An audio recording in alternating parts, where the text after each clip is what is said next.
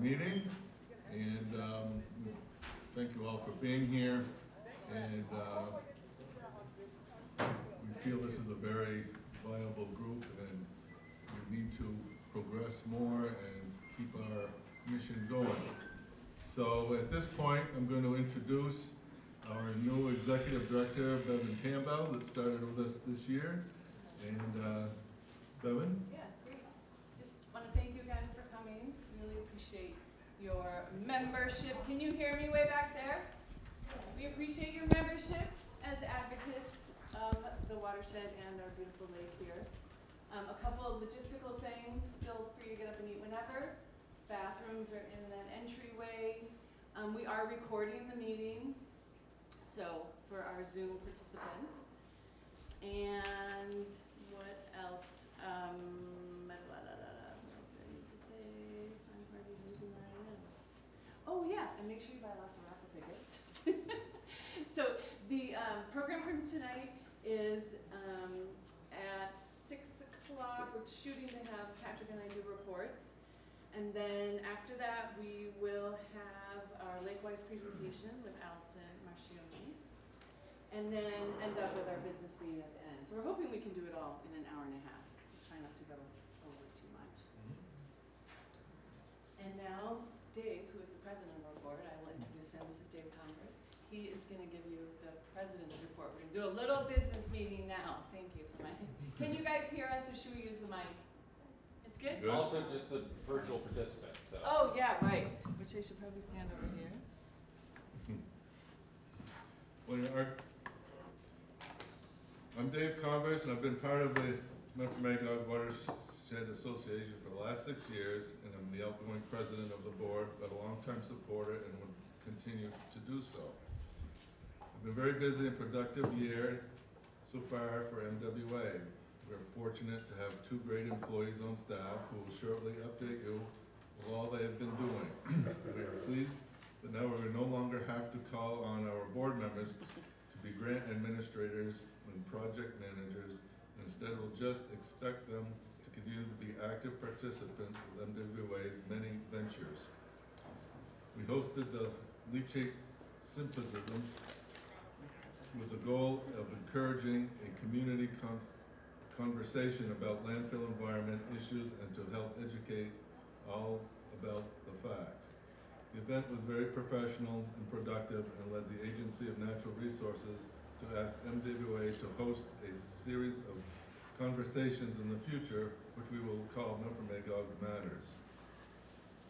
We're also pleased to announce that our multi-year Prouty Beach restoration project is officially complete. Over 2,000 native plants, shrubs, and trees were planted, helping to restore the buffer zone and creating a pollinator meadow and rain garden. This year, MWA is again the regional coordinator for Vermont's DEC Aquatic Nuisance Control Grants. Of course, the real companions are all the individual greeters who are doing their part to educate our boaters and prevent the spread of invasive plants and animals. We're also involved in other battles with aquatic invasive species, such as hosting several Phragmites pulling parties. If you don't know what Phragmites are, they're everywhere now, but they're about this tall, they got a bushy head, and they're all over the west side of Prouty Beach. And they're very invasive, and they grow everywhere, and they plug things up, and so we're trying to eradicate some of them over there. We partnered with Columbia Forest Products. Their employees do some community service, so they sent them over and helped us do some of that pulling. We had 2 events this summer. Finally, we've hosted educational events for children, like our Youth Discovery Program at Prouty Beach, hosted a river cleanup on the Clyde River, knitting 24 tires and other garbage, and other fun events like our Bluffside Farm ski tour and bird watching at Eagle Point. I've enjoyed my tenure with MWA. MWA has grown and changed over the years, and it's also increased its exposure and recognition to the state and beyond. We've had to react to many things, such as the International Joint Commission study, and more recent, the Great Lakes Regional Commission riparian lands grant, and of course, ongoing concerns about leachate treatment. Each one has had an effect on our course, and we realize that not everyone agrees with our stance. But I feel that MWA has been true to its mission to promote participation on conservation and improvement of the Memphremagog watershed, to monitor, protect water quality, wildlife habitat, and to preserve the scenic, historic, and ecological integrity of the watershed. So I'd like now to introduce our fellow board members, and starting with Jennifer Hopkins in the back. She's our treasurer, been treasurer for many years. We'll take anyone you have. Yeah. And won't let anybody spend it. We're always looking for new members too. It's not an expensive membership, but we always need money, and we need members to be participants with us and help us. So membership's $25 a year, so most people can handle that. We'd appreciate more members. And your membership can be verbal support as opposed to physical support. Either one will do. Okay. There she is. Beth Torpey from Morgan. She's here tonight. I had on here you were going to be remotely, but you're here with us. Good, thank you. She's been on the board for how many years? I have no idea. Okay. But she's very active in the Morgan area, and we're very happy to have her. She's very active. Fairly new member, Tom Latta. Tom's right here. And he's been on this lake he and his family been on this lake for many, many years. So he has property on the Canadian side, and he lives down on this side, so we're glad to have him. Marnie McKenzie, is Marnie here? She's on Zoom. Is she on there? She's not feeling well tonight. Yeah. Okay. Well, we have Marnie McKenzie, and she lives here in Newport, and is a fairly new member with us. Doug Coates, he's not here tonight. He had to go to babysit grandkids in Washington, D.C., he said, so that's where he's at. But he's been a member for several years, is very active, especially with the educational part of the programs. And Hillary Potter, is Hillary on Zoom? Probably not. No? Okay, well, Hillary has been a member for several years, but she's recently had to move back to New York, but she says she's gonna still be part of the board, so thank God for Zoom. So, and finally, the person who we would like to be lost without would be Mary Pat Goulden, our interim vice president. And Mary Pat, would you? Mary Pat's been on the board since its onset, I should say, and what are we, 15 years now? Yes. So that's good. MCI in Canada has been over 60 years? Somewhere in there? They're 40 years older than we are, so Oh. 55. 55, all right, that's close. So anyway, Mary? Okay. All right. Yeah. Some people are trying to get rid of me, so that's okay. Not really, I don't think so. Speak right into the mic. Okay. I'll even lower it. Oh, thank you, Dave. Oh, that's lovely. I have been appointed to introduce one of our very special guests tonight, Tom Berry, who is with Senator Leahy's office, and he is Senator Leahy's senior, as I understand, policy advisor for agriculture, conservation, energy, natural resources, and he has been at that job since 2009, so happy anniversary. And he has some very good news, I think, to report. Some details. Thank you, Mary Pat. Yeah, thank you. Yeah, they promote you to senior just before they retire you, right? I know a lot of you, and I'm really happy to be up here tonight. It's a beautiful spot. As I was introduced, I am field representative for Senator Leahy, have been since August of '09, so I've been 13 years. Did the same job for Senator Jeffords before that, so I've been on the road for senators for a while. As all of you, I'm sure know, Senator Leahy is retiring in a few months at the end of this year. And thank you to everybody who's asked after how he's doing with broken hip and 2 surgeries. He's up and around the neighborhood, and some of you may have seen he was on TV live this weekend, and not in a wheelchair, as we saw him voting on some bills a couple of weeks ago in a wheelchair. So he's doing a lot better and hopes to be back in Vermont during the October recess and able to get around the state some. So thanks for asking after Senator Leahy. The senator has been doing, working to support the efforts on Memphremagog now for a number of years. And primarily, he's worked through the Great Lakes Fisheries Commission, which is an international commission, much like the International Joint Commission, who you're somewhat familiar with, in that they do international fisheries work as a treaty organization with Canada. And the senators had some special oversight of their budget as a senior member of the State and Foreign Operations Appropriations Committee, which appropriates funds, and now as chairman of the Senate Appropriations Committee. And so, beginning a number of years ago, the senator has been securing $500,000 a year for work on Lake Memphremagog fisheries and riparian water quality issues. You're familiar with some of those projects. The money has been flowing through the Vermont Agency of Natural Resources Fish and Wildlife Department, and they've been working with partners here. And so the senator, once he got that going, has been going back each year for 3 or 4 years now to get that $500,000. And I can announce that once again, this year, that $500,000 is available for that work on Lake Memphremagog and the tributaries in the watershed by the Vermont Fish and Wildlife Department. But the bigger news is that, as I think most of you are familiar with probably, the Vermont Agency of Natural Resources, Department of Environmental Conservation, has designated the Vermont Housing and Conservation Board as the water quality implementation partner for this basin. And in wanting to do something more significant, especially as he nears retirement for Lake Memphremagog, Marcel Leahy's hometown up here in Newport, the senator this year, I can announce tonight, has secured and delivered to VHCB for their work on Lake Memphremagog $3.1 million. And so, along with the $500,000, that's $3.6 million coming through the Great Lake Fisheries Commission this year for work on Lake Memphremagog. That grant has not been announced in press or publicly yet, but it is delivered, and VHCB has that grant in hand and is finalizing plans on how to deliver those dollars for the work that I know this group is very committed to.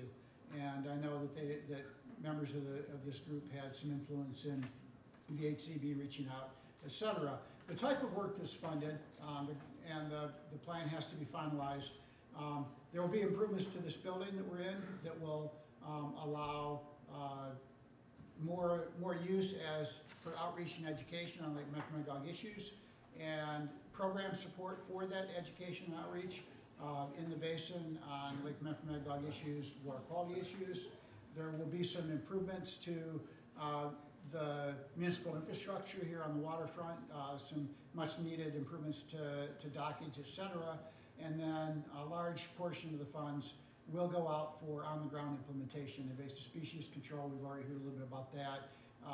Watershed improvements, riparian work, on-the-ground conservation work to address problems and improve water quality in Lake Memphremagog. So VHCB is in the driver's seat right now, talking to the city, talking to the Watershed Association, and finalizing the plans for how the $3.1 million will roll out. We'll probably do a more formal announcement on that sometime in the not too distant future once we have the plan finalized, but it'll involve, as I said, some infrastructure, some program, lots of on-the-ground implementation, a real commitment to capacity building among partners like the Conservation District, the Watershed Association, and some of the other organizations that provide the on-the-ground implementation work in the basin. So very pleased on behalf of Senator Leahy to announce that there will be some significant funds coming.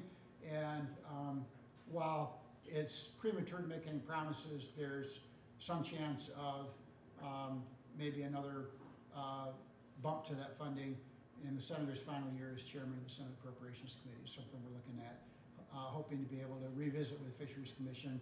Certainly the $500,000 is sort of chiseled in stone there if we pass appropriations bills this year. But then to also come back to VHCB and all of the work on water quality implementation again, and what we're working on now, which is fiscal year '23. These are fiscal year '22 dollars that are in hand, and I can announce tonight. So really pleased to be able to announce that on behalf of Senator Leahy. He did want to, he made that a priority in his work, and he wanted to try to bring some more resources to this important work in Newport. So thanks a lot. As time allows, can take any questions on that, and I look forward to the rest of the meeting. Thank you, Tom, for choosing us to end the Yeah. announcement.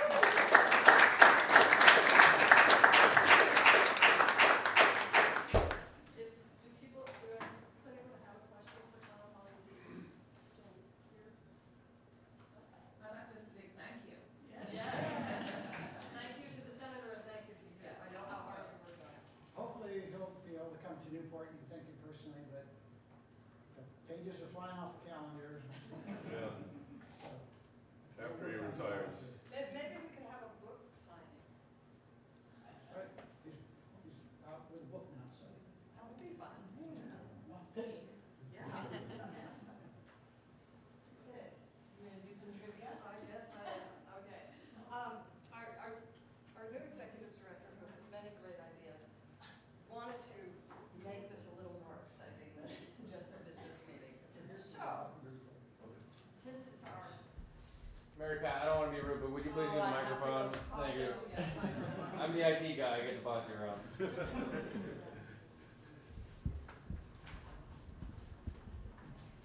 My apologies to you folks online.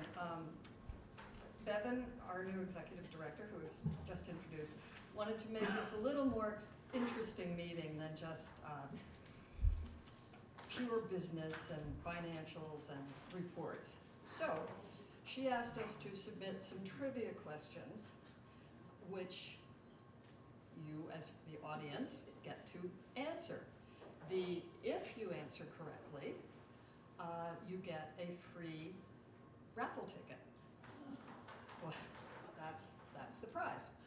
However, I've not been given instructions as to how I know who's answering. It's the first hand up, or? Sure, whoever you pick, you want me to help you? Yes, okay. So there's 5 Probably questions. won't be many hands up. Yeah. Well, you never know. There's a lot of information around this room. Okay. When was MWA founded? Oh my gosh. Well, we said. Come on, you all can do Oh. math. Can you just say that? Yeah, I guess, Patrick. Not fair, Patrick. Yeah. You know, 15 years ago, that's what you just said. Yes. what year? 15 years ago, that's 2007. Okay.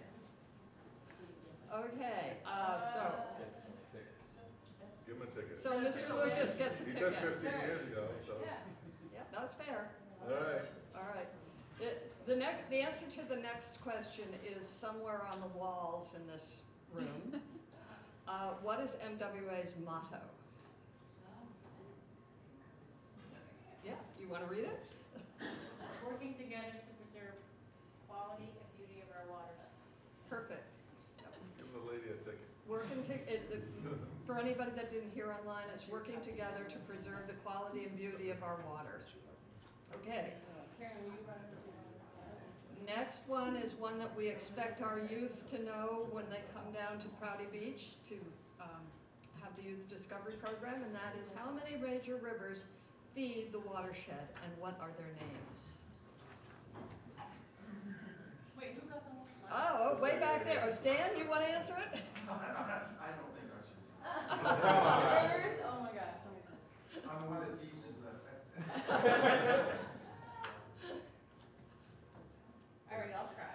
All right, The Clyde, the John, the Black River. One and more. one more. It's the name of a town. It's the name of a town. Barton. Yeah, okay. Beth? Hey, it's all fair.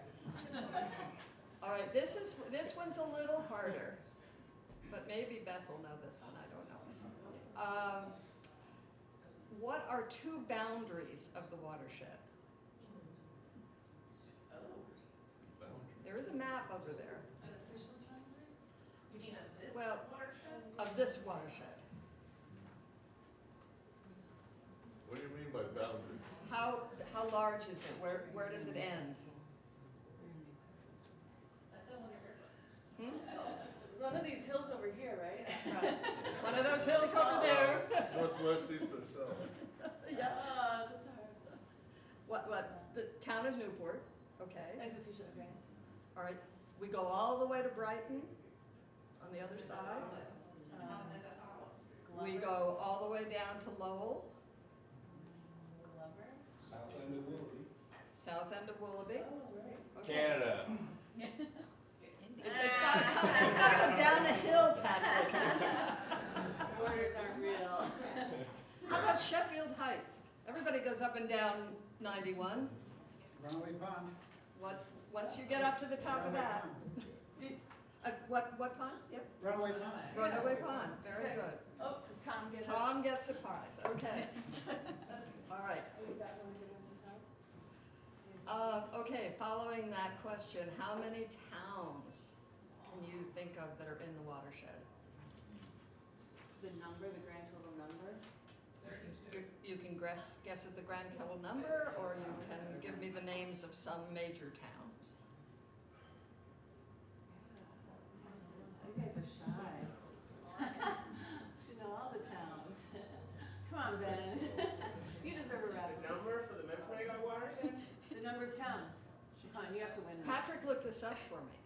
Isn't it listed in the tactical You basin can plan? be close, man. You can like just like It's 2 digits. Yeah. How about 13? Very good, it's 12. Oh, he wins. That's good. That's close enough. That includes the gores, though. Okay. Okay. Can you get rid of that? Do you know Yeah. what to do? Okay, that's it for now, Beverly. Thank you. Okay, maybe you had a little fun. All right, I'm gonna do the executive director's report really quick, because what Patrick does is way more interesting, so I'm gonna let Yeah, look at Patrick the microphone. Use it. Yeah. have most of my time. Oh, I can't see my slides though. Oh well, what do we have there? Next slide, please. It's your family. That's my family. It's just a little bit about me. My twins were actually born here in Vermont 18 years ago, but then we left for 15 years and moved around the world and came back 2 years ago. I currently live near Lake Willoughby, but I'm going to be settling in Peacham, which is outside the watershed. But my background is actually in bicycle advocacy. So I have experience with communications and education and business outreach, and so it's a little bit of a jump to be executive director of a watershed, but I've really been loving the job and really enjoyed this opportunity to use my skills for MWA. That's my next slide. Oh yes, this is gonna be hard, I can't see it. Oh, duh. That's what I was planning on doing. Rockstar here. Okay, so what have I been up to? It's gone by very fast. It's been just about 8 months.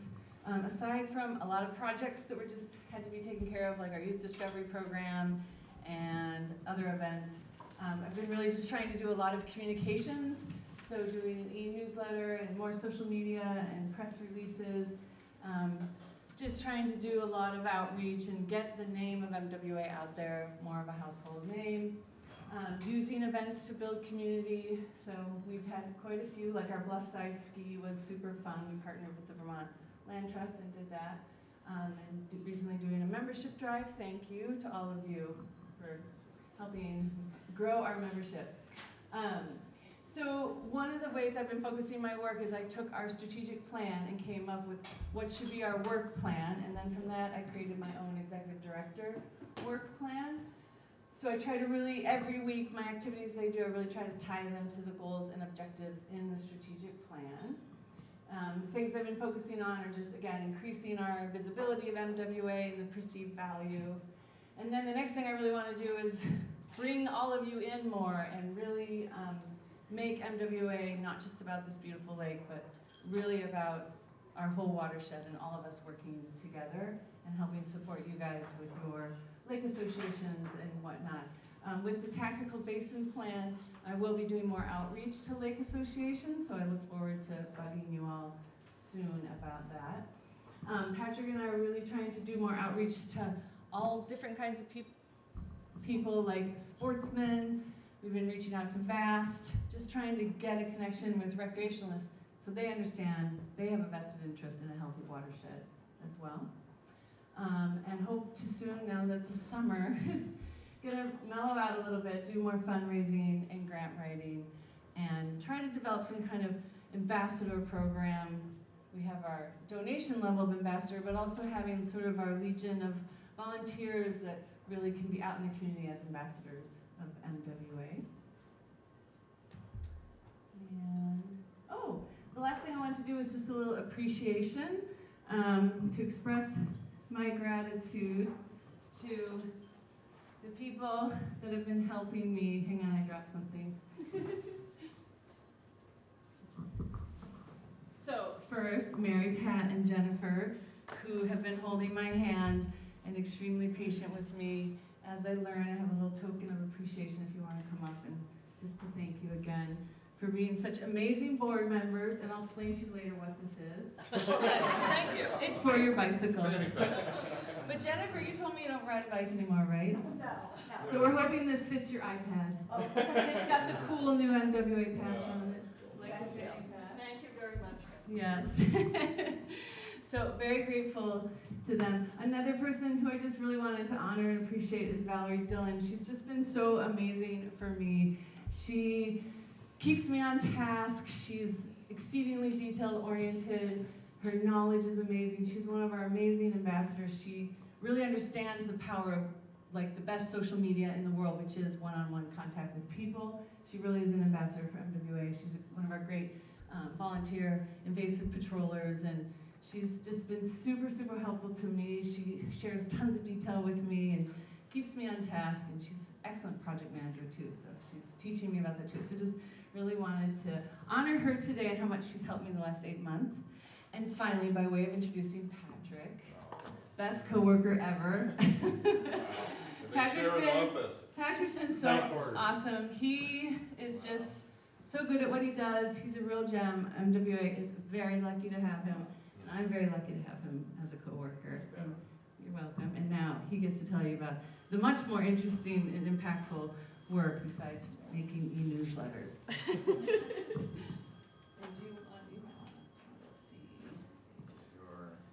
Okay. Hello everybody, I'm Patrick. I'm a project manager for MWA, so what that means is I work with partners from, like DEC and the Conservation District and Northwoods and other folks like Fish and Wildlife, some folks that are funded by Tom Berry and Senator Leahy, working on primarily riparian lands and wetland lands in our basin. And so we do technical analyses, looking at natural resource opportunities to enhance natural resources. And then we identify opportunities, we develop those, we work with landowners to work out the kinks and the constraints. We identify funding avenues, and then we design and implement those projects. So it's kind of, cradle to grave attempts at driving some watershed enhancement and water quality improvement projects in the area. This is a nice shot from our event a couple weeks ago on the Clyde River. We pulled 24 tires out of the Clyde upstream of Little Lake Salem, and a couple hundred feet of sugaring tubing, and a license plate from 1955, which lives in my garage now. Cool. Where's the rest of the car? Still on the river. One of the coolest things is we now have an office. You guys can come and knock on our door and pester us anytime you want. We're upstairs above the natural food store in the Montgomery Ward building, and this is another huge thing for MWA to kind of bolster our presence and our physical capacity to have space. And again, this is only possible because of that funding that we get from the Great Lakes Fishery Commission to support capacity building and project identification development in the basin. But outside of the Great Lakes Fisheries Commission funding, we do have a lot of other sources that we work with. So the Great Lakes Fisheries Commission gave us about $300,000 to use over the next 3 years to hire myself and another staff member that will start in 2023 to identify projects, work with landowners and the agencies to develop these projects, get them designed, permitted, implemented, and evaluate their phosphorus reduction credits so that we can have quantitative results to show our progress on working towards water quality in Lake Memphremagog and our rivers. We also work closely through the Watershed United Vermont, which is a kind of a nexus of different watershed interests and entities. And they provide us with tactical basin support grant that's also through the Vermont Department of Environmental Conservation. So that funds a lot of the kind of the coordination and the collaboration work that we focus on through the tactical basin plan. That was this year and last year collectively. That's about $25,000. So that supports a good chunk of our time working with partners throughout the basin. WUB also supports our wetland restoration and stormwater project development work. So we have a project that was in design right now in Barton Village. It's a stormwater mitigation project to treat the village drainage area. And that was a product of this development grant that we received from WUB. We're also working on a project in Glover that would encompass the town office building and the elementary school to capture runoff from those parcels, treat them before they discharge into the rivers and the brooks.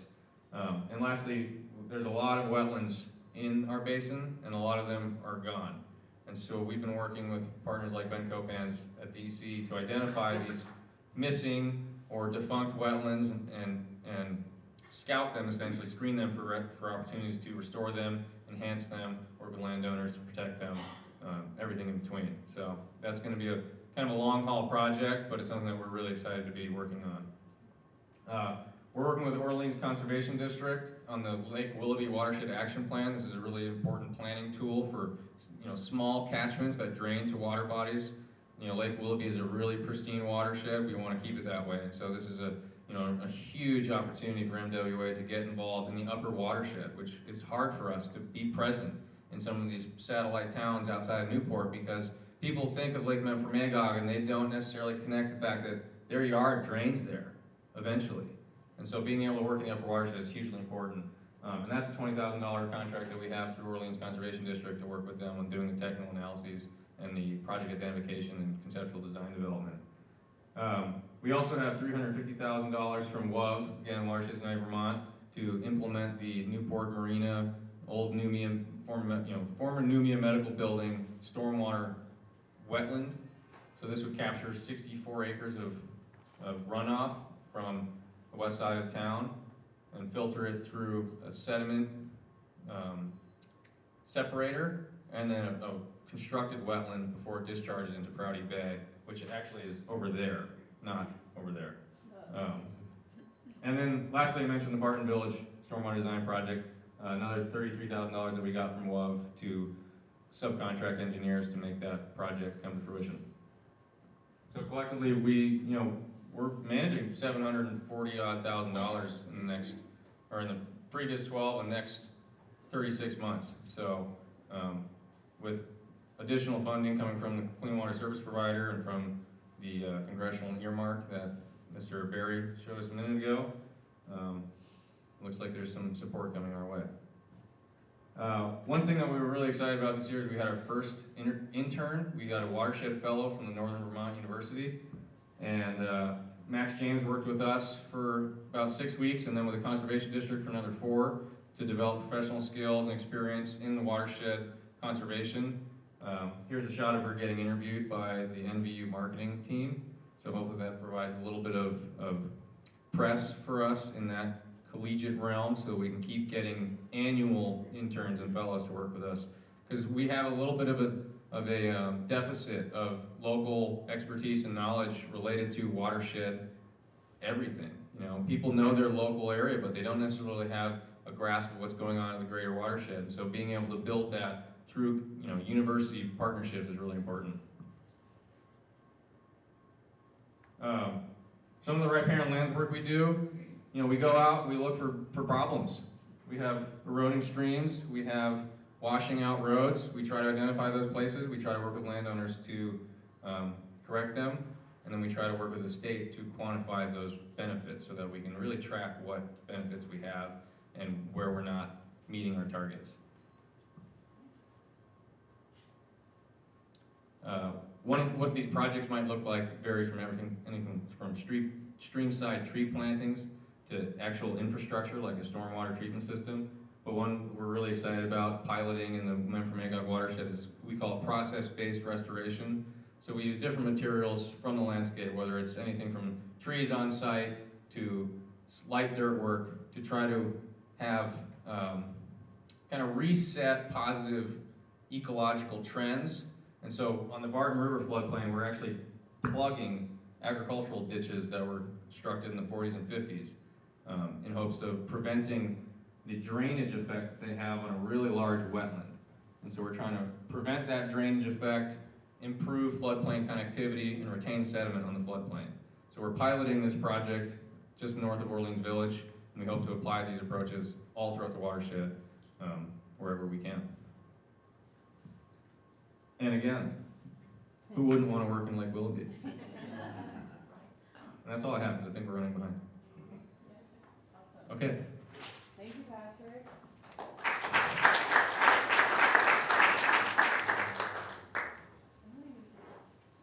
Is this recording? Yeah.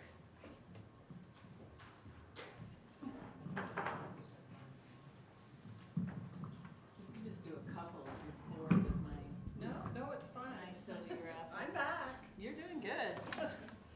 Okay, some of these are easy, I think. I tried to make them easy. Let's see. What is the governing body of MWA? Who runs us? Thank you, Pam. The board. Okay.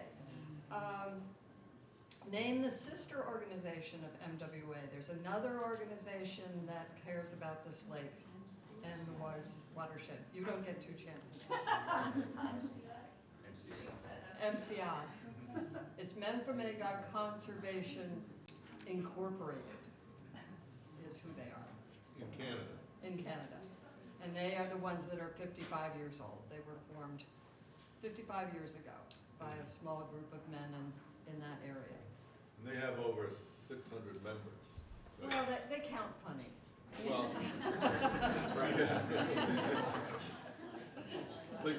They count everybody in the household. You know. they still have more members than we do.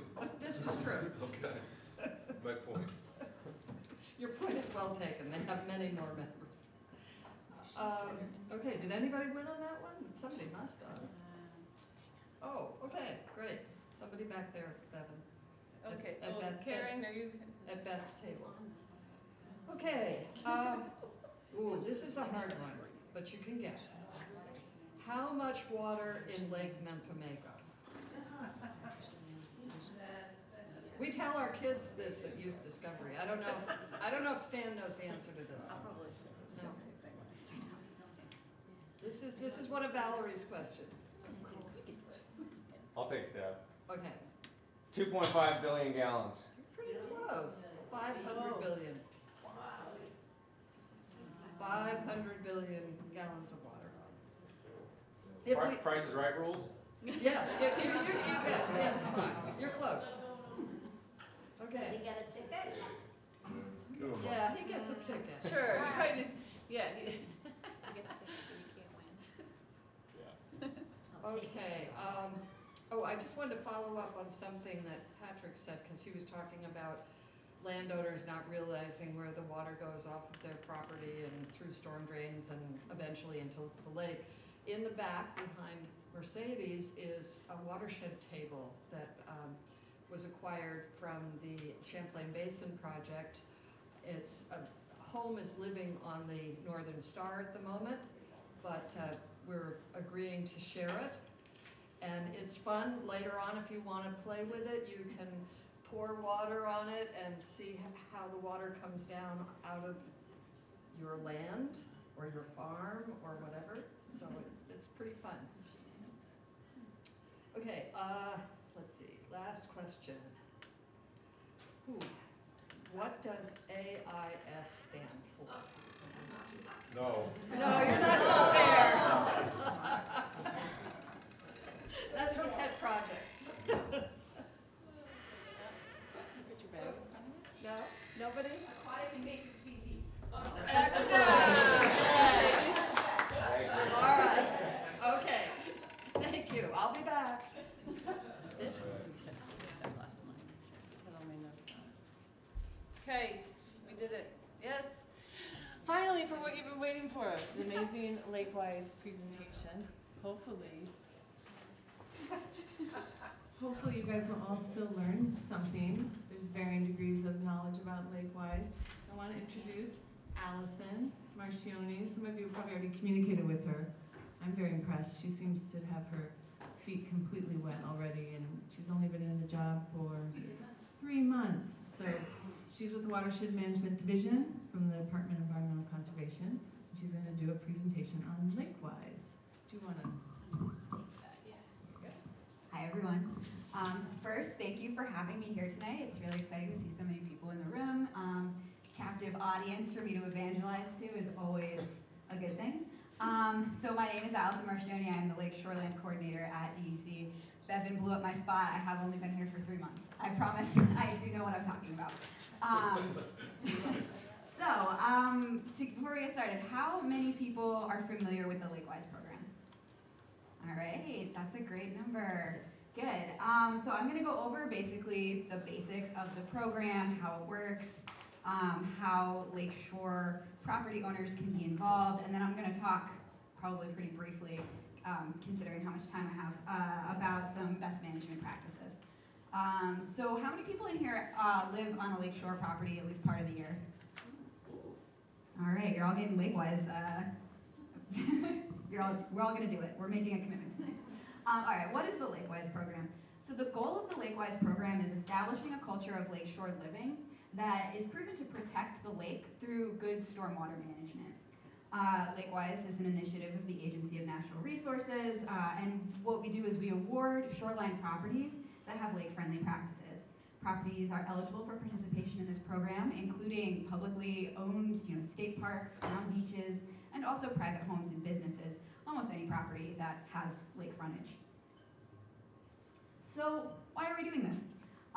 The National Lake Assessment Study has shown that Vermont ranks the lowest in the Northeast region and in the country for degraded shallow water habitat. Degraded conditions are a direct result of the harmful impacts of lakeshore development. 45% of Vermont's lake shores are developed. That is a huge number. And I read a statistic that was 13% of the population, 2.5 times higher population density around the lakes in Vermont, and that is 2.5 times higher than Burlington. So super dense development along our lake shores for many, many years. It wasn't until 2014 that that started to be regulated. I don't know what the last bullet point here was. Oh, right. I'm just trying to change the culture, get better practices out there. So how does this work? Well, it's based on social science. Social science tells us that we are influenced not by the media, not by our friends, not by marketing. We're influenced by what our neighbors are doing. We really want to keep up with the Joneses. So we use social science in this program to basically peer pressure our neighbors into doing the right thing. So properties that have lake-friendly practices are model properties, and they get a Lakewise award that they can put up on their shoreline or in their front yard, and they display those awards, and their neighbors go, I want an award. How'd they get that award? And so we inspire our neighbors to change their behaviors with this sort of social pressure. Cumulatively, we, doing small changes to our own properties, will enhance the water quality in our lakes. So why are we looking at stormwater? Well, stormwater moves across the landscape and influences how much sediment is deposited in lakes through erosion and runoff. Sedimentation can cause a lot of problems, one of those being the amount of phosphorus that's in the water. Phosphorus is bound to the soil, it gets washed from rainwater into the lakes, and it can cause a lot of problems, including growth of aquatic plant life. Phosphorus is the limiting nutrient in aquatic systems. Plants, including algae, like blue-green algae, like the bad, toxic stuff that you don't want in your lake, is fed by phosphorus. And so when you have too much phosphorus and you have too much plant life, you get these large algal blooms, which can lead to eutrophic conditions. That's worst case scenario, obviously, but we're trying to limit the amount of phosphorus in the waters by limiting the amount of erosion and runoff that is happening on our lakeside properties. So this is the Lakewise Award. There's also one on that back table if anyone wants to see one in the flesh. It's back there, and the Lakewise program evaluates properties in 4 categories. These are driveways, structures and septic systems, recreation areas, and shorelines. Participants are provided with technical assistance to make their properties as lake-friendly as possible during the assessment, and then they also get a report after the assessment detailing the changes that they can make to their properties. All of this is free. It's run through DEC and other local groups like Orleans County NRCD is doing some Lakewise assessments on select lakes. And it's all voluntary, so there is no regulatory aspect to any of this. You can have a Lakewise assessment, get your report, and say, I don't feel like doing any of that. And that's fine. That is a fine outcome. I don't love it, but it's fine. And if your property passes all 4 of those categories, you get the Lakewise Award. Very exciting. So, I bet we've all seen some development like this, right? We've got lawns right down to the lake, big houses close to the water. This is what development looked like pre-2014 before the Shoreline Protection Act. And this is just another, worst case scenarios, lots of exposed dirt, lots of runoff, lots of construction very close to the water. The Shoreline Protection Act regulates new development since 2014 within 250 feet of the shoreline. However, much of the development that was already around many of our lakes is grandfathered in, and so we do rely on individual landowners making positive changes for the health of their lakes. I will say all new development on lake shores requires a permit, just in case anyone wanted to know that. So how do you get a Lakewise Award? The first step is to contact me. There are sheets with my contact information on that back table. You schedule an assessment. We're scheduling assessments still out until end of September, October, if you guys are still here. You'll get a Lakewise report with detailed recommendations. You make changes, get a reassessment, and get your award. All right, that was the brief overview of the Lakewise program. Does anyone have any questions about that half of this presentation? Yes? What kind of oversight is there on people acquiring permits and what they do when they don't get a permit? That is a good question. And I do not entirely know the answer to that question. There is a reporting function. If somebody sees something that seems like it should have a permit and they know it doesn't or think it doesn't, you can report that on the DEC website. It's anonymous.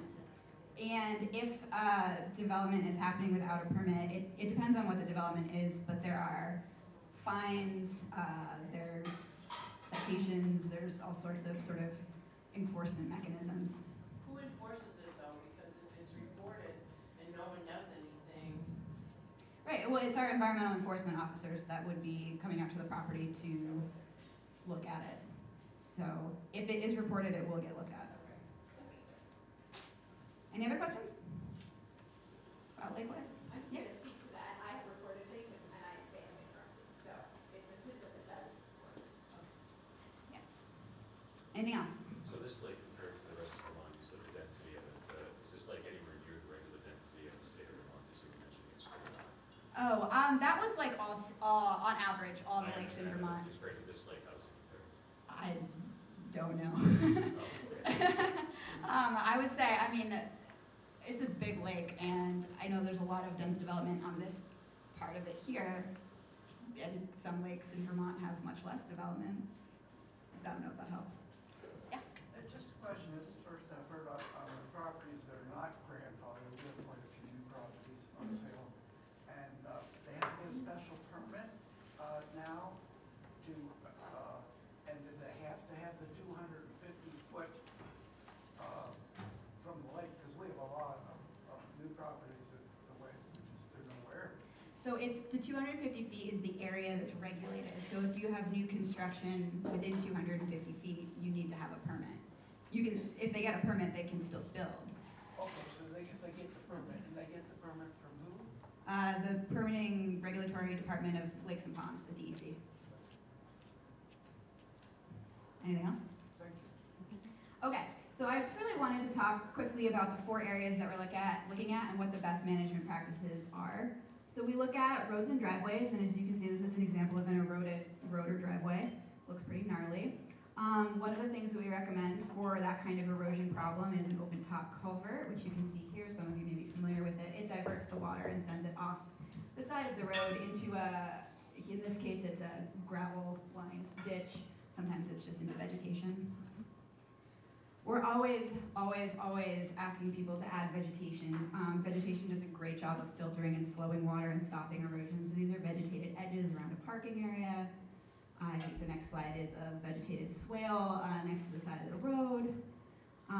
Rain gardens, also a great way to sink water. I think I was actually at this property kind of recently.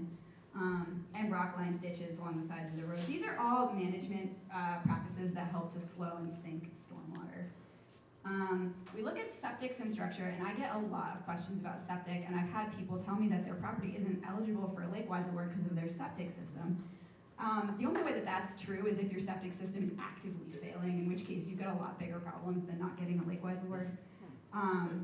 We do suggest things like gardens. This is a rain garden, but rain gardens or perennial gardens or just more vegetation. Lawns, grass does not do a great job of absorbing stormwater. It has very shallow roots, and so I'm sure you've all seen it. Water will just run right off grass. So replacing lawns with gardens or no-mow areas is always a recommendation.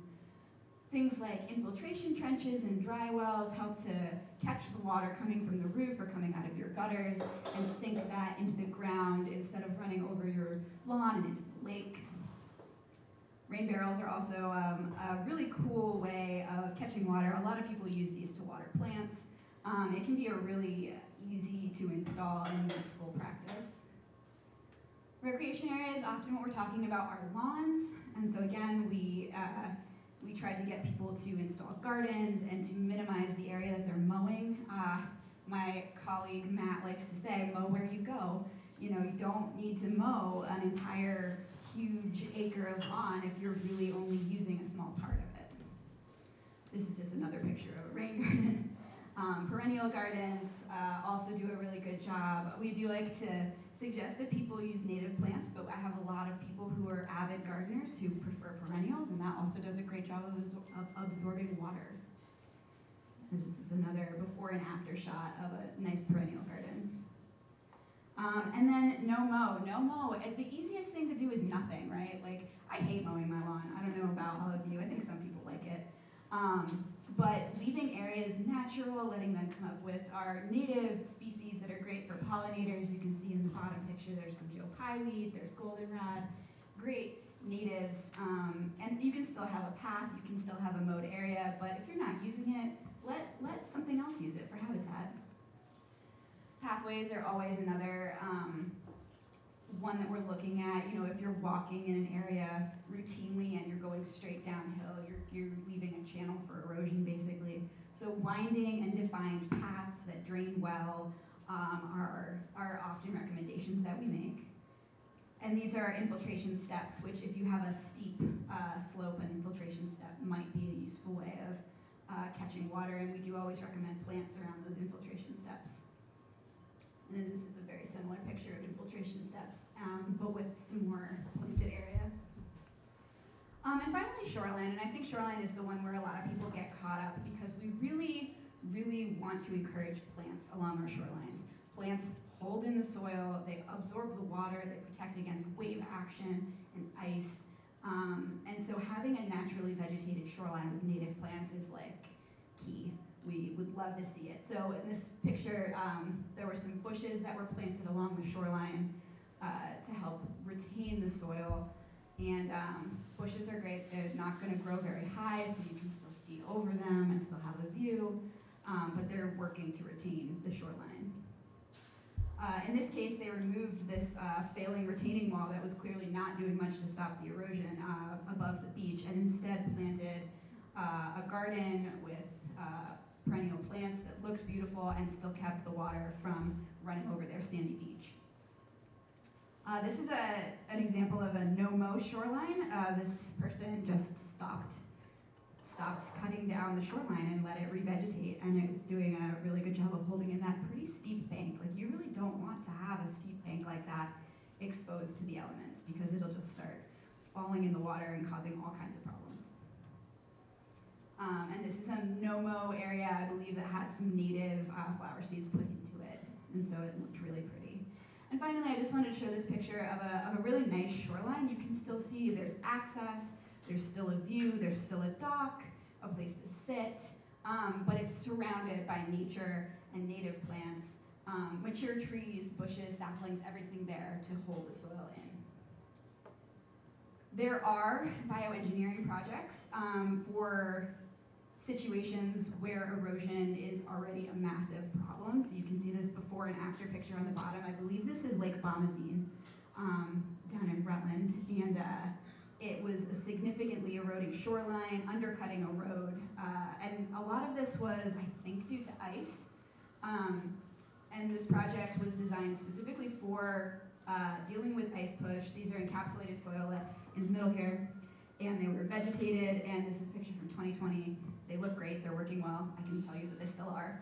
And the above picture is, I think, just some native plantings, maybe like willows.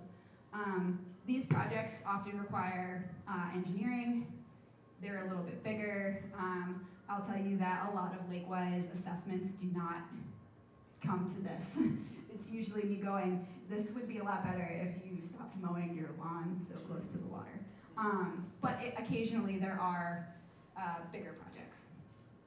And so this is just a little way that we're trying to move our thinking on lakeshore living from big lawns to less lawn to lots of trees and habitat and plants holding in our soils and protecting our lakes.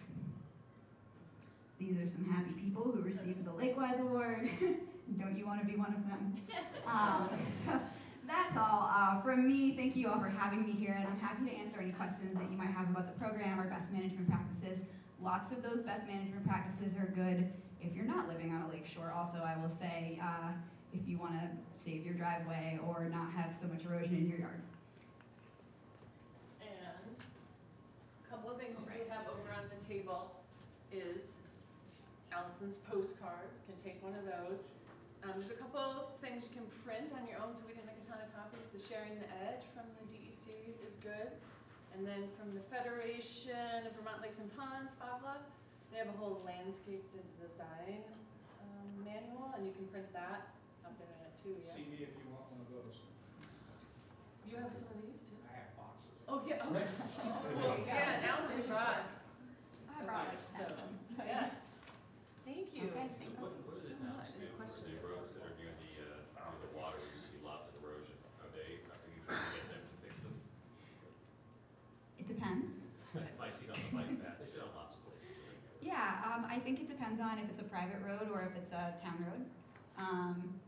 And then, Ben, do you want to answer this question? Sure.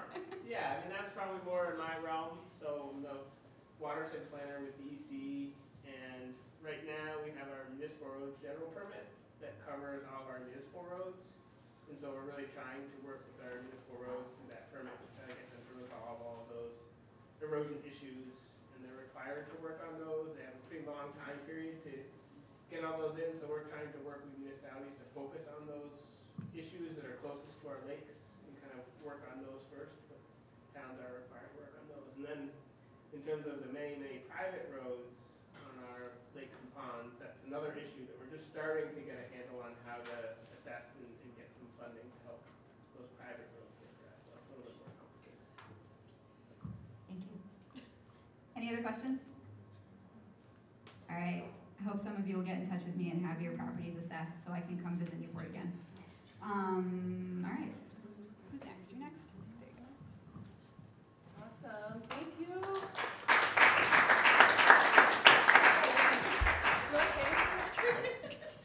Okay, Mary Pat's gonna do a couple more raffle tickets. I know you want to win that very nice fanny pack. You can get one also by being I a guess- ambassador donor. I did want to say something, and that is, if any of you are enrolled in Lakewise, or you want to get enrolled in Lakewise, or you have a neighbor that might want to get enrolled in Lakewise, please talk to us, either myself or Abe or Allison, depending on the lakes. Abe and Allison are kind of splitting duties, and so, it's very much trying to get in touch with the right person. So while you're here, talk to them, or if you wanna follow up, get their information. Good. We love volunteer, it makes our job a lot easier. And I guess specifically if anyone lives on Caspian, Shadow, or Willoughby, I'm gonna be working on those lakes. I have cards in the back door, just want to say hi. Want to do a few more trivia? Sure. Then we can call it. You can still Buy raffle tickets too. So I have a treasure here. Oh. The question is, does anybody know what this is? It hangs down in the water. Whoop. Break your toes. That far. And it's to detect something. Any ideas? Karen? Huh? Karen, raise your hand. Zebra mussels? It's a zebra mussel trap. Oh.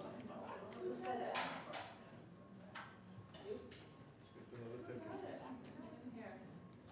It's a zebra mussel trap. These zebra mussel traps were made by our sister organization, MCI, and they were distributing them across the border because there are zebra mussels across the border. They have not gotten their passport yet, but we expect them any day. We've had a couple of minor threats that have been observed. One was here at the greeter station, another couple were at Willoughby. It hasn't been determined yet whether they really were zebra mussels or not, but we're getting everybody to wash their boats. But we borrowed some of these from MCI. Karen has one at her dock. I have one at our dock. We've got one over at Eastside Restaurant off of those docks. Sunset Acres. Sunset Acres. So we're trying to get all around. Newport City Dock also. Newport City Dock also. We have 12 of them deployed this year. So, and they will be picked up the end of August? September. September, okay. We'll be contacted. And then we will discover whether we actually have zebra mussels on this side of the border. We hope not. But remember to clean your boats. Okay, previously you learned what AIS was, which is Aquatic Invasive Species. Can anybody tell us what the aquatic invasive species are in Lake Memphremagog? Name one or name? Yeah, name one. Name one. Who said that? Excellent, okay. I'll just say last. Sorry, so. Pass off mine, 'cause I shouldn't. What? Oh, man.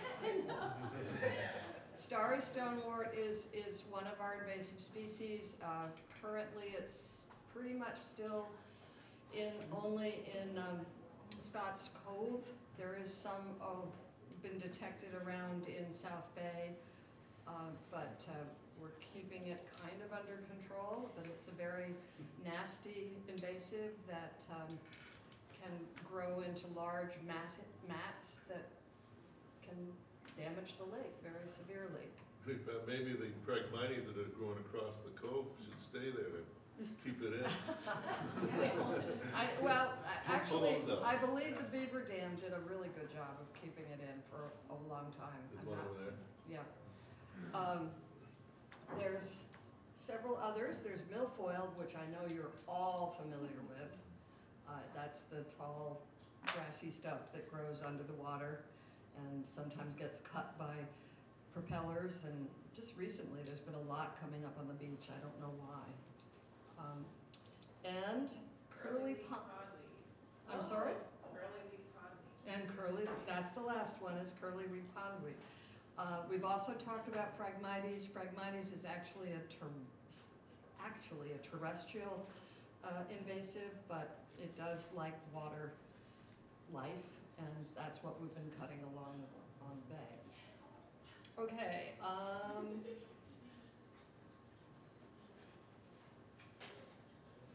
I guess the last question that everybody should know the answer to is where does all the water in Lake Memphremagog come from? Is it not a trick question? The obvious answer is the watershed. Thank you. It is the watershed. All the water in Lake Memphremagog comes from the watershed. Okay, it comes in the rain, it comes down the hill into the water. So, all right, thank you, and you're back on your agenda. Yeah, so now we just have to do our business meeting. We can try to make that really quick, no? Yep. That's you and Dave. Oh, Yeah, okay. just, All right, Dave, go for it. we just gotta do it night. Well, first thing we'll do is go to our secretary, Bevan, and approve the minutes from last meeting. Yeah, did anyone who is a member actually read the minutes from our last annual meeting? And they can basically just motion to accept them, right? Yes. Good. Thank you, All right. Need a second? Who can second? Thank you. Mercedes. Okay. And the financials, do people have a chance to review the treasurer report? Can I say something on the financials? Yes, we would. Okay. That would be awesome. All right. Here comes Jennifer, our treasurer. She keeps a very close hand on the money. Yes, I have ridden our staff very hard to stay in line, and I just want to say that one of the things is we sent out the 7/31 end of the month financials, and if anybody can read financials, we have a $19,000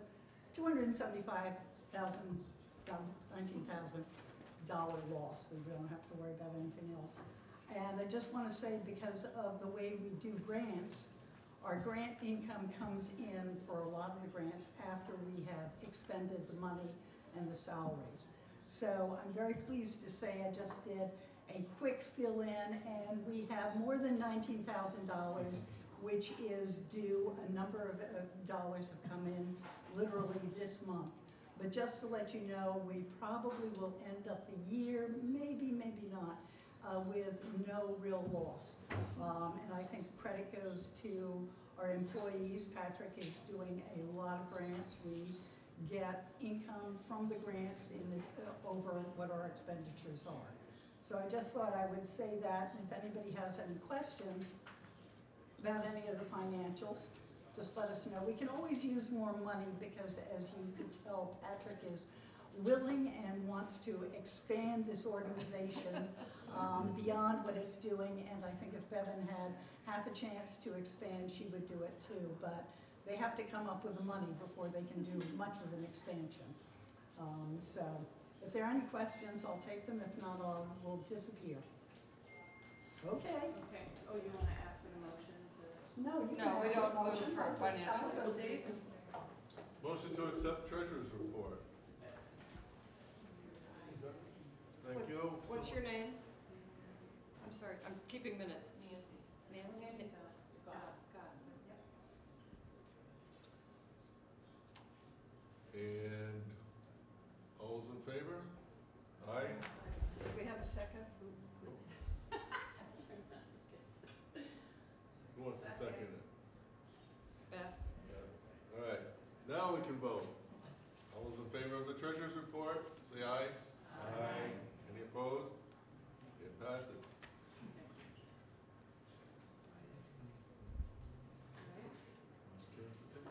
Okay. We're good, I think we're done.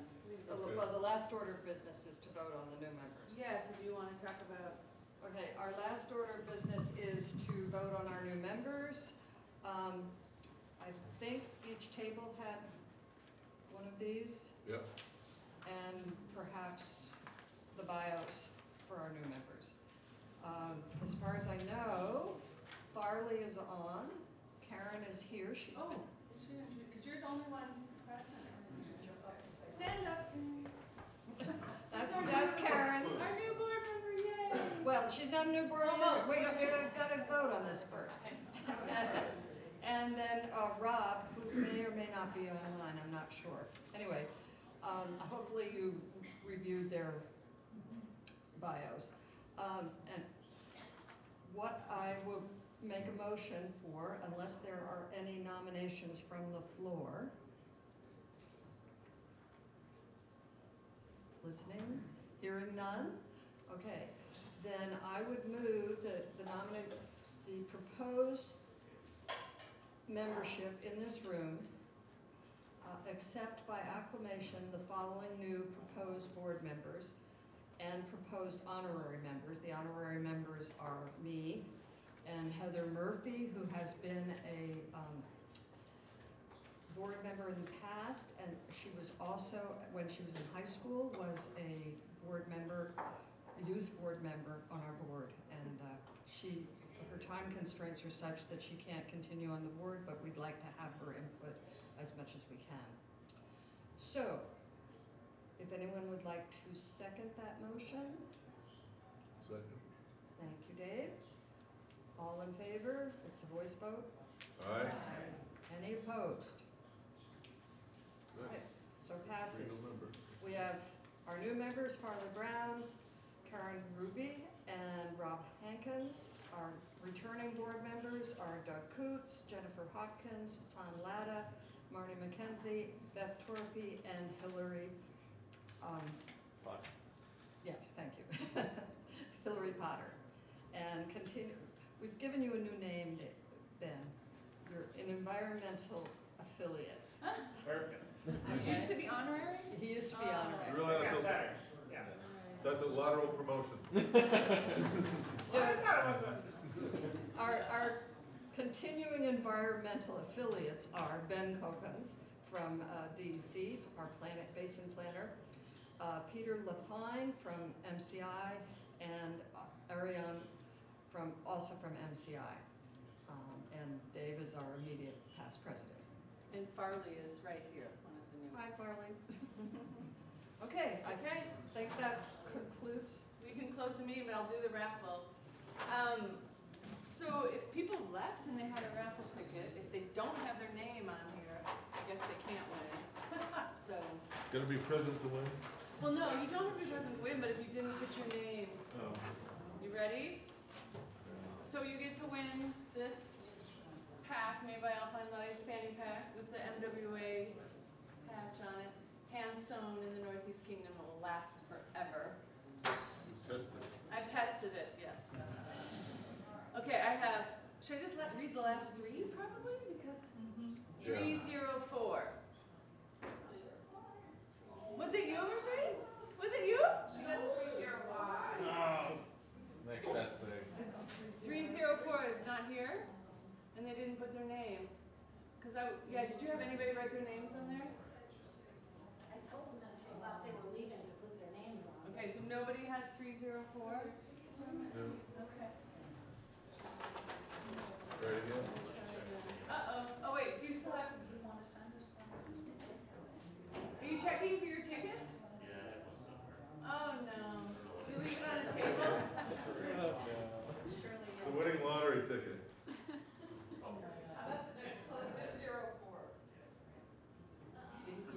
He can't read it. Never mind. No, let me, okay. Definitely nobody has it, okay.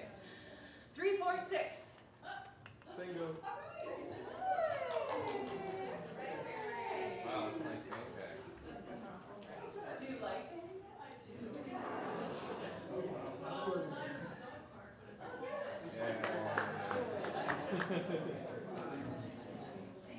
All right, stand up and do closing remarks with me. I will. Thank you, everybody, for coming. I hope it wasn't too long. We really appreciate your membership.